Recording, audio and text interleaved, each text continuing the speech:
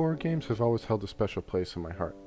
I remember as a kid when my parents, as well as some family friends, rented a house way outside of the city in Sun Forest.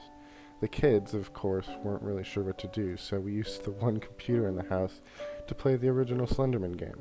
We all crowded around the computer, laughing and joking about the scary game we were about to play. I was the youngest of the kids, only 8 or 9 at the time, but I decided to step up and play the game first. All of the kids went silent as I slowly started to traverse the winding path. I found my first note, and the continuous drumming noise began. Everyone in the room went silent. I went on, my heart racing with every footstep I took. We got a quick pick at Slenderman, and I immediately fell apart. I was so shocked I didn't move. My character just stood there as the screen static grew and grew until we lost. After the initial recoil of the jump scare, everyone burst out into laughter at how few pages I had gotten. Later that night, all of the kids went out into the forest, of course, joking about Slenderman and seeing him. So when I first saw Joseph Anderson's video titled, "Why Horror Games Don't Scare Me," I was confused. As a kid, Slenderman stuck out like a sore thumb in my memories. For weeks after playing Slenderman, I was always afraid that something might show up. I never actually believed that Slenderman was real, but the idea that some immortal monster was waiting for me genuinely stuck out in my head. In his video, Anderson describes experiences of being terrified of some classic horror games like Resident Evil. As an adult, though, horror games can't seem to have the same effect. Anderson quickly replies to the most obvious answer. You could explain this away by saying I was a wimp when I was a kid, and that I grew tolerant to spooky stuff as I got older. However, there's a problem with this answer. Horror movies still scare me. He later gives his proposal as to what the difference between movies and video games is. When you're watching a movie, it's a character that you are passively tethered to that is in danger. You can't change anything that happens, although you may become so involved that you start yelling at them not to split up, or to not go through some spooky door that obviously leads to something horrible, but you yourself are never in any peril. When you realize this, you may wonder, why do you feel scared at all? Well, an answer, but not the only answer, is empathy. Either you are invested in a character, or you are imagining what it would be like if you were in that same situation. So then shouldn't people connect more to video game characters? Well, turns out, no, not at all, at least not for me. Video game protagonists aren't human. You cannot fully commit to imagining what it would be like if you were to take their place because you are already in the place along with them, in addition to the superpowers every video game protagonist has. Typically, a main character in a video game can't die. Sure, they can get ripped apart, impaled through the chest, blown up, all sorts of things, but they always come back. Sometimes it's contextualized within the game's world, sometimes it's a simple reload screen and you're good as new. While recording footage for this video, I experienced exactly what Anderson is talking about.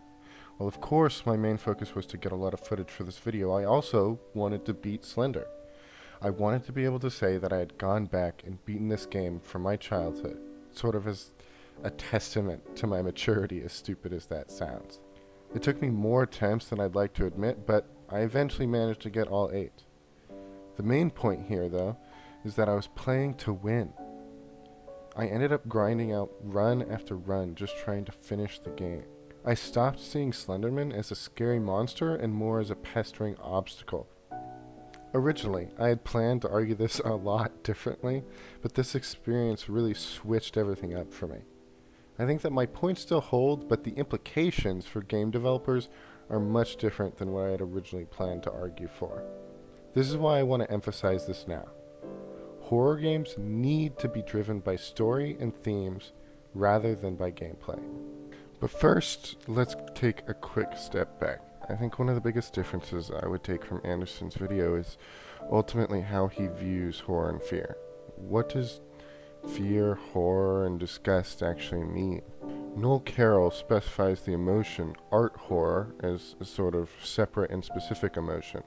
Like works of suspense, works of horror are designed to elicit a certain kind of effect. I shall presume this is an emotional state, which I call art horror. Carroll is specifying art horror as a new emotion that has been pseudo-created by modern society. He believes that art horror, as a genre, came about during the initial release of Frankenstein in 1818. He presents art horror as a response to humans beginning to understand the natural world. The Enlightenment made a move towards knowledge and understanding, so humans, through their culture, began creating avenues for confusion and misunderstanding. Carroll continues by further defining what emotion art horror references. What appears to demarcate the horror story from mere stories with monsters, such as myths, is the attitude of characters in the story to the monsters they encounter. In works of horrors, the humans regard the monsters they meet as abnormal, as disturbances of the natural order.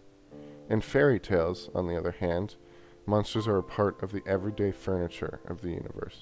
This modern emotion of horror is not solely defined by the fear of the viewer, but includes some sort of lack of knowledge about some mysterious or supernatural monster. So, fundamentally, horror, or rather, art horror, could be defined as an emotion created by modern society that mixes fear, disgust, and awe. The object of these feelings are monstrosities of some sort. With this definition, a viewer doesn't need to feel afraid for themselves or their own physical life in order to feel horrified by a monster. This distinction is important because it separates art horror from natural horror. The emotion you feel while watching a horror movie is much different from if you saw a bear begin to chase you in real life. This is where the experience I was talking about really changes things up, because even if you were to change horror games to include a monster that would be immortal, it wouldn't actually solve the issue of slamming your head into a wall with gameplay. In Slender, Slenderman is immortal, or at least he seems to be, but you can still lose his effect through repetitive gameplay. This is what I think the newer Slender game, Slender the Arrival, does so much better than its predecessor. If you play the game on easy, the game will allow the player to move on even if they don't complete the level. You can still lose, but this game allows for a decent amount of slack. I don't think that this is a perfect solution, especially if you're aware of how much easier the game actually is on easy mode, but it demonstrates an important transition in games. By playing the game on easy, the player will not only experience less deaths, but they'll also be able to focus on the story and the monster, rather than the frustrating game mechanics. Anderson's example of Until Dawn shows exactly why this refocus towards story could improve games. Until Dawn on the PlayStation 4 shows that another way is possible, because it's the only modern horror game that has made me uncomfortable through its mechanics. In case you're unfamiliar, Until Dawn presents itself as a typical slasher horror movie that you control different characters in throughout its runtime. You make decisions that cause changes in the story, and sometimes these can result in death. Permanently. These dumb teenagers do not come back afterwards. And then later, towards the end of his video, he touches on this exact point. Death isn't the only way to inflict punishment for being caught by a monster. In fact, as always, my proposed ideas aren't meant to be actual things that could be done, but rather demonstrations of what a game could look like on a surface level. In this case, it's to make monsters genuinely terrifying while you are in control of the game. A fail state may force you to make a difficult choice in the game's story, or ask you to choose which supporting character will receive punishment for your mistake. The balance here is to never make this punishment result in a game that is worse to play after that point. Just like a setback caused by death should never become a tedious trip through repeated content no matter what the game is. Some horror games become so focused on making the story clear that they eventually define the monster and in some cases allow the player to beat or kill the monster. The gameplay needs to serve the story instead of the story serving the gameplay. The atmosphere, tension, sound design, music are all elements that serve the story by providing a setting, but the monster itself and the ideas that it presents are the most important. Anderson, I think, is correct in discounting the games that fail to do this.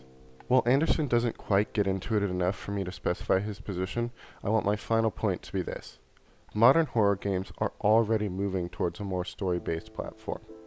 This point is sort of difficult to prove because it's more of a trend than anything else, so while I'm about to list examples of modern games, I'm not suggesting that all modern games do this or that all classic games don't do this. The goal is to demonstrate the fact that it's a trend more than anything else. Anyways, the example I've talked about endlessly, Slenderman, was released in 2012, with its successor being released in 2013. I think that the success of Slenderman, both the myth and the game, created a shift towards horror games that prioritize either some sort of mythos or story. Horror games labeled as a psychological horror rather than simply horror really seem to indicate this idea. Another example is Doki Doki Literature Club. First, if you hadn't heard of it, I recommend you skip to the time on the screen. I don't want to give any spoilers, so here's just a little time so you can do that. Okay, great. The point is that it's a visual novel that has a massive twist and eventually becomes a psychological horror. While the internet sort of spoiled it for most people, I think that the experience that some of the first players must have had would have been a truly horrific one. The gameplay, though, has no places where the player can actually lose, but the gameplay and its mechanics still serve the story. On top of this, the newest horror game I've played is Visage. It's in early access on Steam, but shows really good potential. Death still ruins it a bit, but the game was made in a way to emphasize the story. The easiest way to die is by rushing through the house and missing key information. By investigating every nook and cranny, death becomes more uncommon and the player begins to actually progress the story. The psychological part of psychological horror indicates that these games focus on the way that the player thinks about the game rather than just getting cheap jump scares. This trend is exactly what art horror games need in order to fix what I guess you could call the Anderson dilemma. Anyways, that's it for this video. I hope you liked it and maybe learned a little bit about art horror. If you haven't already seen Joseph Anderson's video, make sure to check it out. It's paced and written way better than this one was, so it's for sure worth a watch.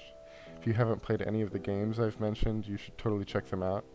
I think they're all worth your time, especially Doki Doki Literature Club or Visage if you haven't seen much about them. So check the description for links to Anderson's video or any of the games that I mentioned. But otherwise, thanks.